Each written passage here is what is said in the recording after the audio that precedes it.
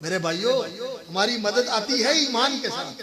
اللہ نے کیا کہا ہے؟ وَكَانَ حَقًّا عَلَيْنَا نَصْرُ الْمُؤْمِنِينَ، ہمارے اوپر لازم ہے کہ ہم اپنے مومن بندوں کی مدد کرتے ہیں۔ اور وہ مدد کیسے کرتا ہے؟ جن کے ساتھ ہوتا ہے۔ ابھی ذکر کر رہے تھے محترم یوسف صاحب کہ موسیٰ علیہ السلام اپنی قوم کو لے کے نکلے، پیچھے قوم کا تعاقب کرنے کے لیے فرعون اپنا پورا لاؤ لشکر لے کے آ گیا۔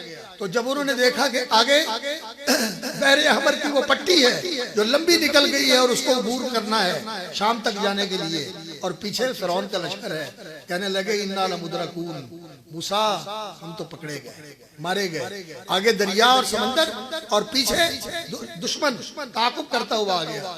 موسیٰ علیہ السلام نے کیا کہا تھا؟ کلا، نہیں، میں ناکام نہیں ہو سکتا، بے شک میرے آگے سمندر ہے، میرے پیچھے دشمن ہے، لیکن ان معی ربی، میرے ساتھ میرا رب، میرے ساتھ میرا رب۔ جب رب میرے ساتھ ہو، اللہ اکبر، تو پھر مجھے کیا ڈر؟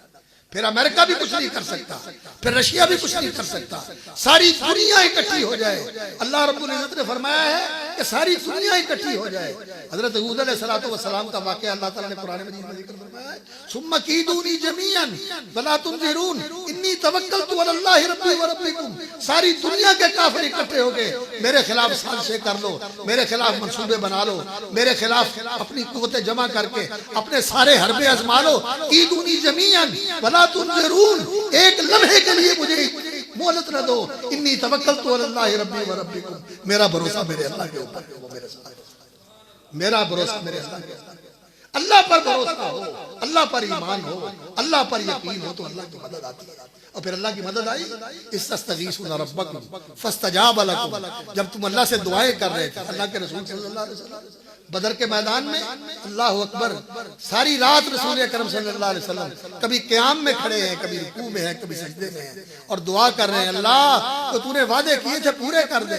اللہ یہ میں اپنی جماعت لے کے آیا ہوں، ان تہلک ہذہ العصابہ، اگر یہ جماعت آج ختم ہو گئی، لا تعبد بعد اليوم، اللہ تیری عبادت کون کرے؟ یہ نہیں کہا کہ ان کے گھر بے آباد ہو جائیں گے، ان کی بیویاں بیوہ ہو جائیں گی، ان کے بچے یتیم ہو جائیں گے، ان کے باغ اجڑ جائیں گے، ان کا یہ ہو جائے گا۔ تیری عبادت نہیں ہوگی، تیری عبادت کرنے والے یہ لوگ ہیں۔ اور آج ہم سارا کچھ کرتے ہیں، ایک اللہ کی عبادت نہیں کرتے جیسے اس کی عبادت کرنی چاہیے، واحد لا شریک کی عبادت کرنی چاہیے، ہر شرک سے بچ کے اور اس پر یقین رکھنا چاہیے۔ اور باقی سب لوگوں کا جو دل میں خوف اور جو دل کے اندر ان سے امیدیں وابستہ کی ہوئی ہیں، یہ امیدیں بھی ان سے ختم کر دو۔ کسی سے کوئی امید نہ ہو سوائے اللہ رب العزت کے، اور کسی کا کوئی خوف اور ڈر نہ ہو سوائے اللہ رب العزت کے۔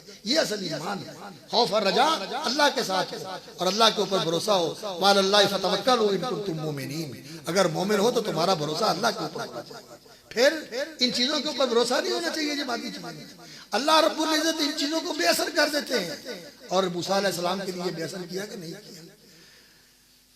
دریا سمندر کے اندر راستے بنا دیے، سمندر کے اندر راستے بنا دیے، اور فرعون کو لا کے اسی سمندر کے اندر غرق کر دیا اللہ رب۔